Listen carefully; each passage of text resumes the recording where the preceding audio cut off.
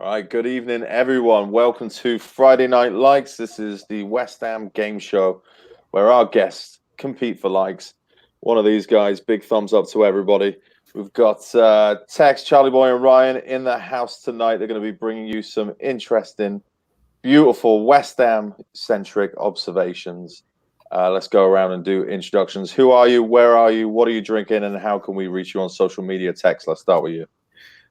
Name is Kyle. Go by Tex because I'm originally from Texas. Out here in lovely Fresno, California, the land of the gun. So make sure if you come through that you're fully strapped because we definitely get dirty out here. Also, I am drinking Full Circle Brewing's own the West Hamber Ale. Yes, we brew our own West Ham beer.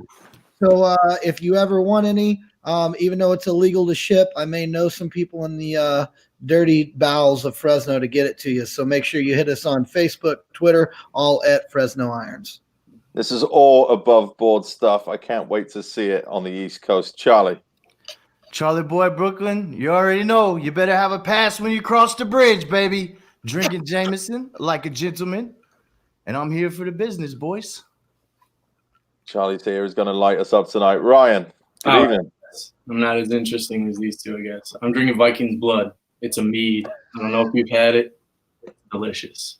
I don't have a plug. That's it. I'm here in Dallas, originally from Chicago. Going to celebrate tomorrow nice and early, hopefully.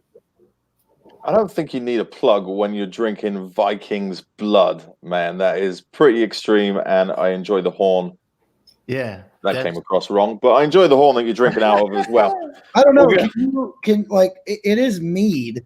So, I mean, it is mead. I mean, you could have put, actual blood in there and maybe you'd have got a little more credibility, especially with that Viking haircut you going on there, brother. Come on now. We're throwing the shade. We are throwing the shade. Let's see if we can throw the shade over some questions. Let's see. Question number one. The big news going into this weekend's game, obviously, is Spurs have brought in Jose Mourinho. I don't know if you've heard. It hasn't been out there in the press. Nobody's talking about it. It's all rather quiet out there. So, does the hire of Jose Mourinho, does that change West Ham's approach to the game? And if it does, how? Ryan, let's start with you.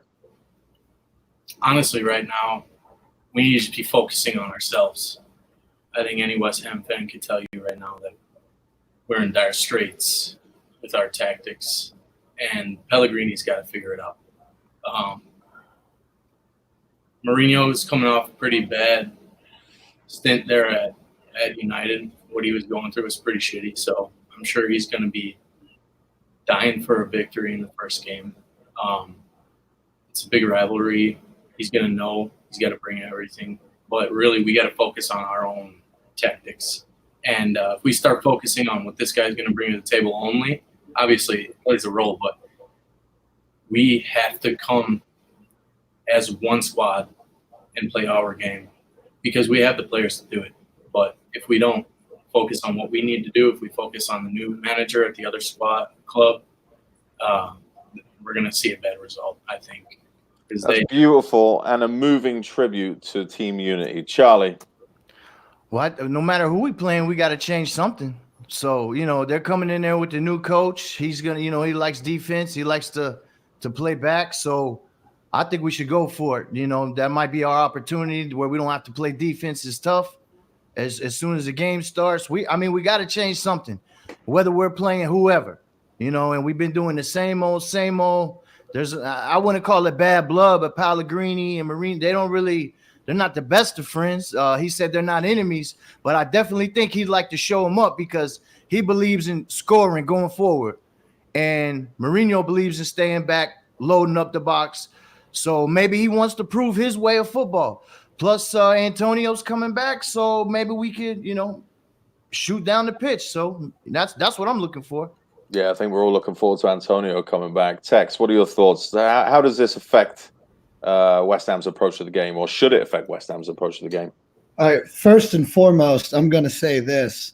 I laughed my fucking ass off when they fired Mauricio Pochettino, the most successful manager in the history of Tottenham Hotspur, and you fucking fired him over a couple of bad months. Let's be real. No guy has put in more good equity with a club and deserves to have a couple of bad months than Mauricio Pochettino. And the fact that you let him go after just a small sample of a poor run, I don't give a shit if you're 14th in the table. What you were in the Champions League final last year. So there's nothing that makes me happier than to see Tottenham Hotspur do a totally Spurs move and let go of the most successful manager ever. So does it change West Ham's tactics? No, it shouldn't change our tactics at all, because the truth is going to be this. West Ham United, this is Tottenham. It doesn't matter what the tactics are. You throw everything out. This is a fucking street fight. This is us against them. The East takes on the North. So as far as I'm concerned, the tactics are irrelevant. What is it a change about the approach? Well, I'm going to tell you this right now. The one thing that changes about the approach is instead of smearing it in Mauricio Pochettino's face, now we get to do it to Jose Mourinho, who at least Jose will wear a tie to the matches when he plays us, instead of Pochettino in his fucking tracksuit that I cannot goddamn stand every time he's out there acting like we're not a big game. He'll wear a tie for fucking Southampton, but you can't wear one for West Ham? Fuck off. Sorry. So I'm pretty sure which way you're going to answer this question. So you don't see any kind of Mourinho bounce coming from this. Is it what's going to happen? Will there be a bounce? Is that a new thing with a new manager, or do you see this game as an opportunity for West Ham to maybe take them by surprise? Tex, I'll start with you since you were so passionate about that last one. I'm going to tell you the truth. It's not that I don't know if I really think there's going to be a bounce. How much bounce can you get when you've really been managing the club 3 days going into a game? He probably doesn't know everybody's name on the team. What I'm worried about is West Ham are in such poor form, it may not matter what Tottenham do because we're in such poor form. The indictment to me is more on Pellegrini. Can he motivate our guys to play the West Ham way that we all expect and not the West Ham way that all the social media buzz is always about and how we always let down? So really, when you break it down for me, what's going to happen in this game? We're going to find out if these players believe in Pellegrini. That's really what I'm looking at, because if they believe in Pellegrini, there's no doubt they win this game. Charlie, I think we bounce back. Listen. I'm going for it. You know what I'm saying? I believe that we're going to come out there like some crazy rabid dogs. And listen, I think everybody's like, I think he's going to play back. So I said, go for it. 100 miles an hour. His style, Pellegrini's style, is take it to you. And we ain't been taking it to him. So if there's any time that we're going to light it up, it's the rivalry right now. And everybody's, being so, oh, no, we're not going to win. Listen, we don't put our head down. We don't fold our flag. Like my guy said, we playing the boys for the North. It's time to get up. So it's time to do a nut check. Where y'all at? Do you got balls? Are you willing to fight for the badge? Because this is the time. And I think we could catch them slipping because, like he said, they don't know who the players is. Dele Alli don't even like him. You seen the tweet. The other guy saying they telling him, oh, you better go to Man City. And he's hitting like. So they already don't like him. He's a big mouth. And I don't know why everybody was upset that we took a shot at him. I say that's great. This is a rivalry. And the fans need to grow a pair of balls too. Maybe they need to get the water can and some soil, rub it on their balls, water them, go take them out there in the sun, and maybe they'll grow a pair, because I see everybody's a bunch of scared little sissies right now. And we're going to take it to the Spurs. We're taking it to them bastards. Ryan, how are your balls? And is it going to be a bounce? Is it going to be a bounce, or is this an opportunity for West Ham? It's an opportunity. I think it's definitely an opportunity, but we need to have players come out and show that they want to play for the badge. I want to see everything from the captain grabbing people by the fucking shirt and screaming in their face, telling them their job. I want to see people going forward as fast as they can, as hard as they can. I think Antonio's probably going to be a substitution, if anything. I don't know if he's going to start. I don't know if you guys have heard. But like these guys are saying, we need to bring it to him, play the Pellegrini's way. And if we can do that, like you said, I don't think Mourinho knows everybody's name on that team yet. And the interior workings of Spurs right now, that club is in shambles. I mean, the players are hating on each other, and They just had this manager swap. So if anything, this is our opportunity. We're in a bad way right now, and we need this win. It's a huge rivalry, and we tend to show up in this game. But if we make it a bad show of ourselves and lose 3-0, I don't see us bouncing back from that. But I think that it is an opportunity for us to make a statement. Yeah, and I tend to agree. I got to say, I don't know if I've lived in this country for too long at this point where a little of that American optimism has started to brush off on me, because you guys are definitely more optimistic than fans in Britain. But I think, like you guys said, like how much effect is Mourinho going to have 3 days into a team? He's not going to be able to insert his own defensive policy, I don't think. You know, that's going to come 2-3 weeks from now when he's actually had training ground time.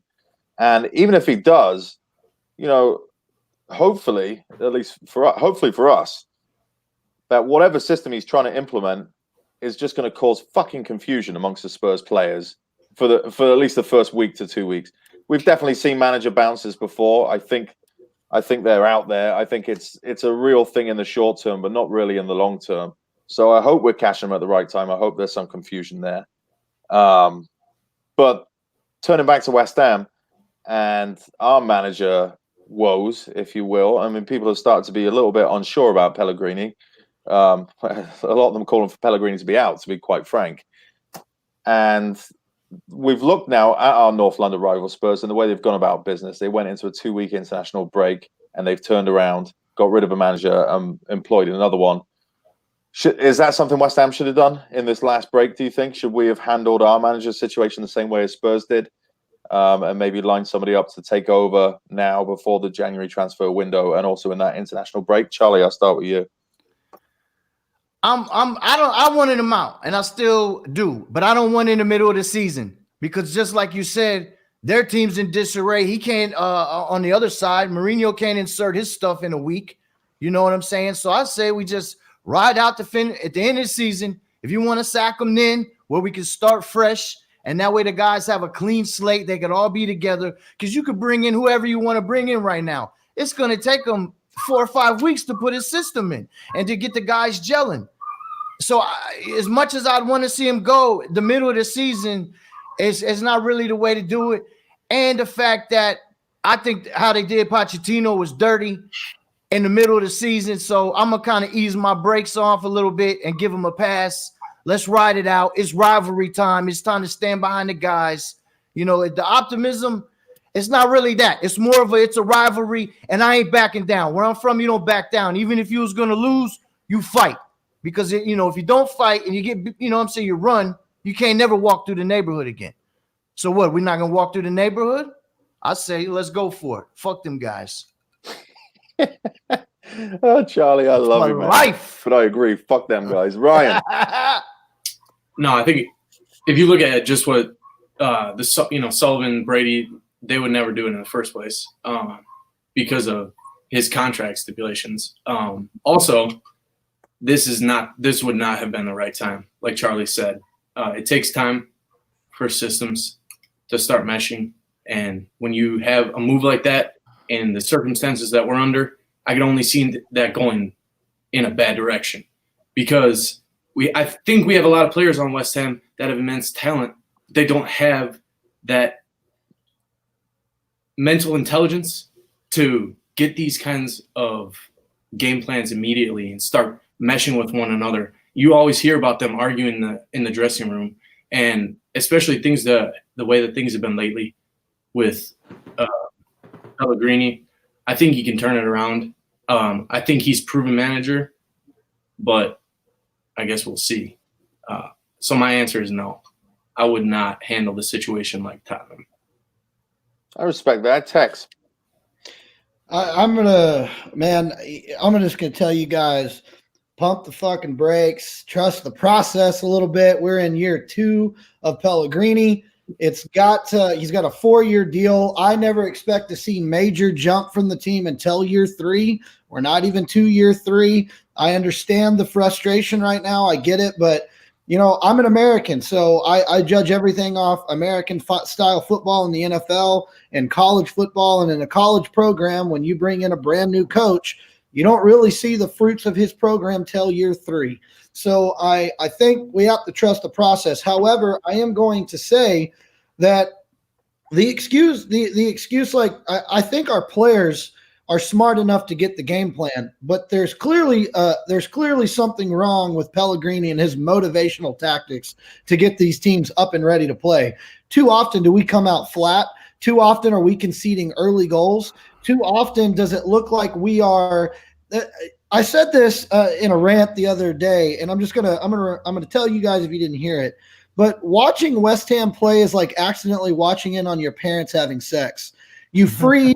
You're not quite sure. There's a lot of movement going on. There's questionable choices, odd sounds. You don't know, and you leave with more questions than you came with. So therefore, West Ham United are this disjointed, jumbled mess of ridiculousness on the pitch right now, and they have no ability whatsoever to string 4 or 5 passes together. The last game, we were taking drinks if they got 4 passes in a row because it was such ridiculousness on the pitch. It's like they're playing 3 different games from the back to the middle to the front. You've successfully derailed my thought process for the rest of the show, I think. Yeah, I'm in shambles. Nobody wants to think about that.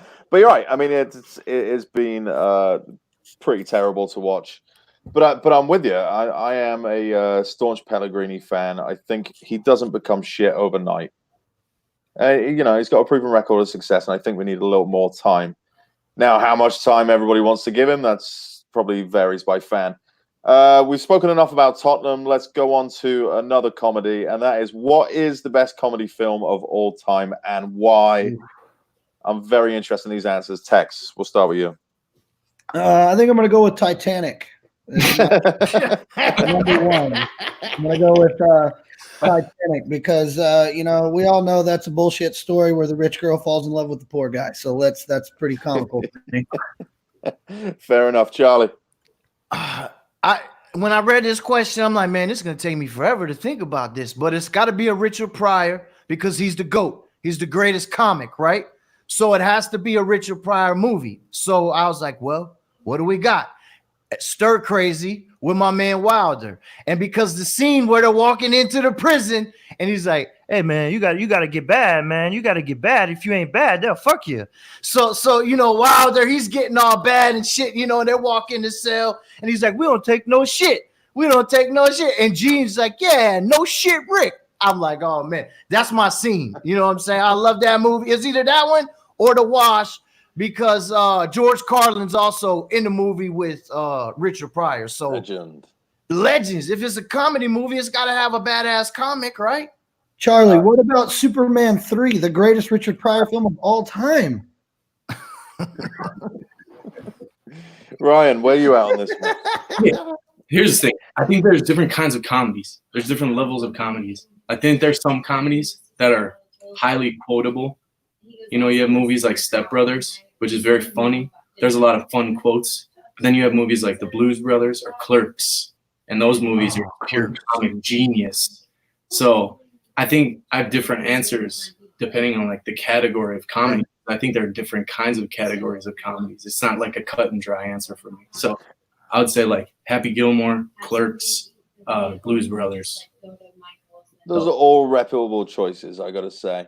I like the idea of the comic being in it, Charlie, and I'd probably go with one of Eddie Murphy's from back in the 80s. There's something nostalgic about it every time I see one of those old Eddie Murphy films. Coming to America. Coming to America is classic. One of the classics. That was going to be one of my things. I'm like, what the fuck do I pick? I mean, I love, that's my thing. I don't like no sad bullshit movies. I like funny stuff, You just couldn't go with a guy that went to Queens. I think that's what it was, being a Brooklynite. So. Yeah, that kind of threw me off when he went to Queens. I was like, that's fucking weak. There's not too much classy shit going on in Queens. I can vouch for that. I have family from there. And talking about classless, the West Ham social media team, you guys like that segue? Have put a pretty classless video up this week going after Jose Mourinho. Oh, we're still talking about Spurs. Going after Jose and saying, can't wait to see you back at the London Stadium and showing clips of all the games that you lost over there. How do you guys think that this video came to be? Who conspired all of this? Who approved it? what's going on in the West Ham media team. Charlie, we'll start with you. All right, this is what happened. Mourinho took a shot at us. So everybody needs to quit their crying and acting like girls, little Nancy boys. He said, oh, that's 19th century when we was trying to not be relegated. I think when Big Sam was the coach, right? He loaded up the box. So after the game, he was like, oh, I couldn't score. He was run. And he took a shot at us. And the only thing we did was show us scoring goals. And then we said, we'll see you Saturday. And everybody's like, oh, my God. Oh, my God. Grow a set of balls. I like it. The only thing I don't like is they took it fucking down. Like I told you. And you know why people are mad? Because they said, well, we don't have the room to talk. Oh, so you only going to fight somebody when you know you could win? That's a coward. I say, hey, I don't like the Spurs. I don't like Millwall, but I don't like the Spurs, right? So our team said, hey, we remember that. So we took a shot, but we stood up for ourselves. When is it a bad idea to stand up for yourself? I like it. I like it. Fuck them Spurs. Fuck Mourinho. Fuck the whole lot of them. Dele, all of them. Kane, all their fans, everything. The stadium, all that shit. Charlie's going out life. You don't like it, but you don't like that. Look. We representing. We go into war. This is a rivalry. They did it because it's a rivalry. What are we supposed to do? Say, oh, do you want to come to our pitch so we could maybe have a game of footy? And we promise not to sing songs and not too loud. We don't want to upset your players. Bullshit. Sing the whole time. Don't sit down. If anybody tells you to sit down, tell them to fuck off. Oh, That's Charlie, your fucking movie would be probably top of my comedy list. Ryan. You know what? When you guys sent me this, I actually hadn't heard about this yet. And you told me about this little video scandal. And I watched the video. Nothing. It's just a highlight reel. And it made Mourinho look like a bit of a fool. But it was easy to edit the video like that. We were scoring goals. He was pissed off. Who doesn't get pissed off when he gets goals scored against him? You know what this shit reminded me of? Was the whole jazz hands thing. I don't know if you guys saw that. It was like they don't want fans clapping anymore because it was too aggressive. That's what this shit reminds me of. Jazz hands. Bullshit. I thought the video was awesome, and I wish they would have kept it up. Oh, yeah. Tex, where you at? And I'm so sick of outrage culture. Like, it pisses me the fuck off. Like, to be 100% honest with you, Charlie Boy's 100% correct. Like, no, like this is fucking war. We don't go to war anymore. This is Tottenham. This is West Ham. Like this game matters. And yeah, we're gonna talk shit. And there's nobody that's more fun to point to talk shit to than Jose Mourinho, the self-appointed special one. Fuck off, dude. You're going to sit there and say those things about yourself. You open yourself up to this criticism.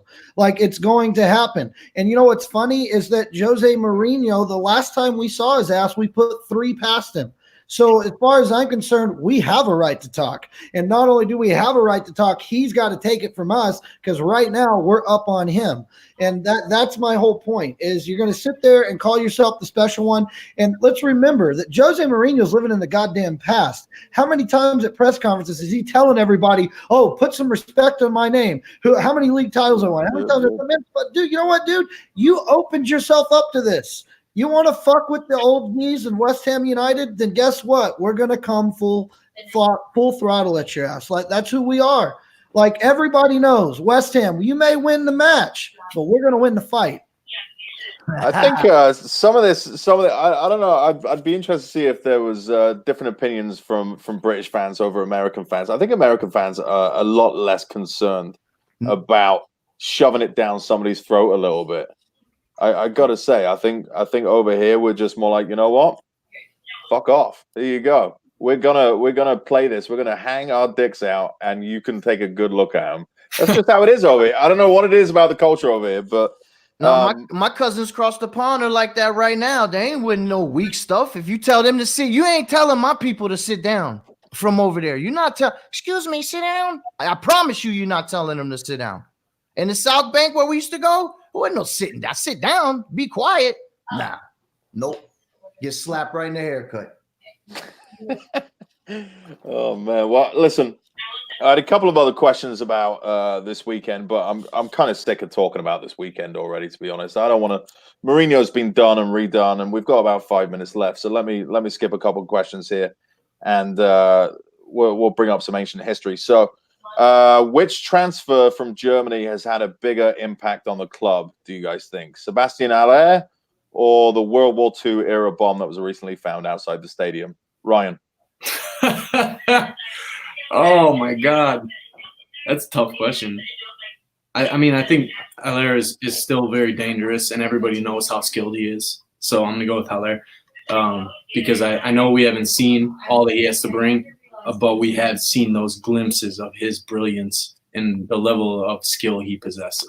So Is he beyond criticism? He's not beyond criticism. Nobody is beyond criticism. Nobody that wears the badge is beyond criticism. But if he had 20 goals right now, he's beyond criticism. But he doesn't have fucking 20 goals. Tex. The ridiculousness of this question, honest to God, makes me question. I question a lot of things in my life. I question, why I'm even wasting time into this. It's clearly Sebastian Haller has been a better signing. I think it's ridiculous that we want to pile on this bullshit with West Ham fans piling on somebody because they have a bad month. We all have bad months. We all go to our job and we're not there. We're not doing a great job all the time. Like we go through spells where it's bad. And I think we can all agree on this panel. The service hasn't been great for Sebastian Haller. It hasn't been like he's gotten plenty of service and he's pulling he's pulling Andy Carroll's and being 2 feet out and hitting it over the bar somehow. Like he's not doing that. When he gets the opportunities, he tends to bury them. So there's a couple times he hasn't, but it's not on a scale for me to worry. So I just think it's comical and ridiculous that anybody is questioning Sebastian Haller. Like it's like, pardon my unpolitical correctness here, but it's retarded to even think that. Charlie. Okay, so nothing from that was good. Nothing from Hitler's good. How the fuck is this even a question? Like he said, this blew my nut. I was reading this like, get out of here. Our grandfathers, U.S. And UK, both went to war. So how the fuck am I going to say, oh, yeah, that's good? Fuck Hitler up every day. Nothing from him is good. I mean, how's this even a fucking question? Listen, everybody got up in their balls about that video, but then they ask they make a fucking Hitler question? Get the fuck out of here. Listen, Haller, like he said, he don't have no service. I think he could do more if he had some help feeding him the ball. We see him, he's doing goddamn ninja kicks, somersault, backflipping, trying to get to the fucking ball. He's out there on the island by himself, like what's his name with the movie, Hank Williams. I'm thinking of Tom Hanks. Tom fucking Hanks. That goddamn Jameson's got me, boys.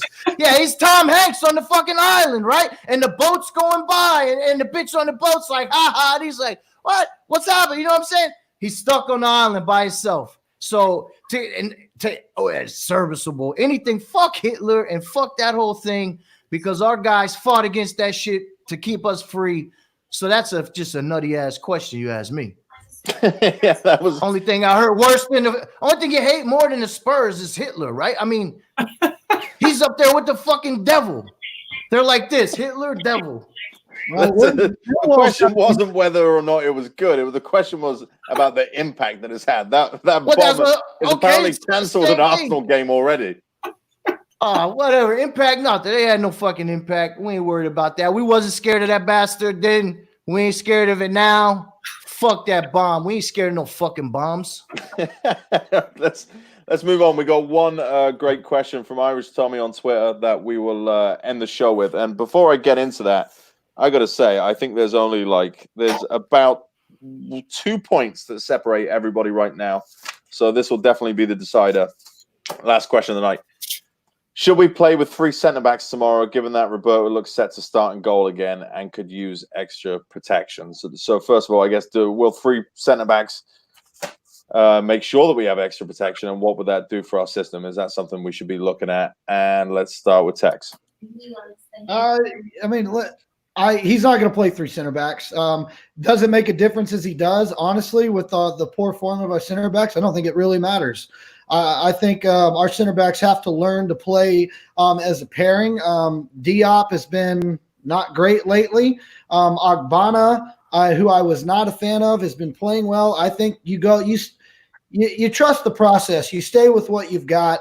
I think Ogbonna and Diop are the better pairing. I think Balbuena really has proven that he is not on the level of Ogbonna, even though I was an Ogbonna critic.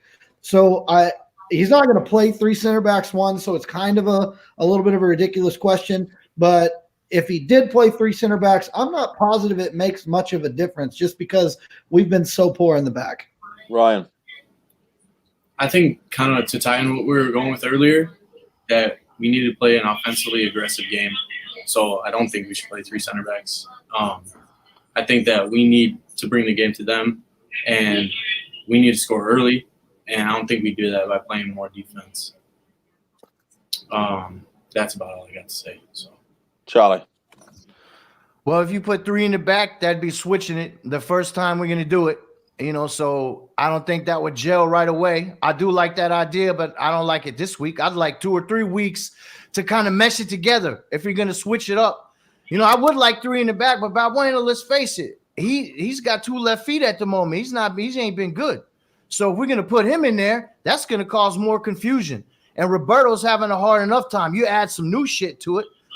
You know what I'm saying? It might be even more rough. And our fullbacks, what are they going to press all the way up? Are they going to stay back? Now, if they're going to go guns blazing, send everybody forward, whatever, do what you got to do. But I wouldn't do it this week. I would wait till we have like a break so we could kind of make it mesh together. That's what I would do. Good show, boys. Well done, everybody. I got to say, we had a good amount of likes that were well distributed amongst everybody. Our winner this week is actually Tex. Yep, knew it. So well done to you, Tex. Coming in strong with a lot of likes. We will let you finish the show. You can make people finish their beers. You can go on a rant about something pissing you off. You can plug yourself on social media or whatever else you want. You other guys, I'll see you back in the chat room. Tex, the floor is yours. Whatever you want to say. Go ahead. I just want to tell you that if you want to come find one of the most dedicated West Ham groups in all of America, come out here to the West Coast, and hang out with the Fresno Irons. We will be up bright and early at 4:30 a.m. to watch West Ham and Tottenham. I want to say thank you so much to the American Hammers Network. Make sure you tune in to the American Hammers radio show hosted by myself and Zach of the DC Irons. We will definitely be doing our show. We're getting ready to do our 17th next week. And once again, John, thank you for everything you've done. And as always, come on, you Irons.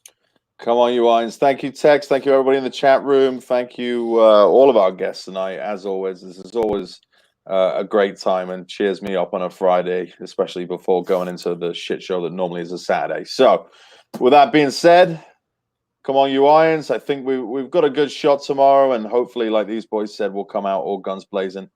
Please retweet and share this link. We want plenty of our West Ham fans to have a good laugh on Friday Night Likes. And if you want to come on the show, get in contact. So thank you all again. Tex, congratulations. And we'll see you all next time. Thank you.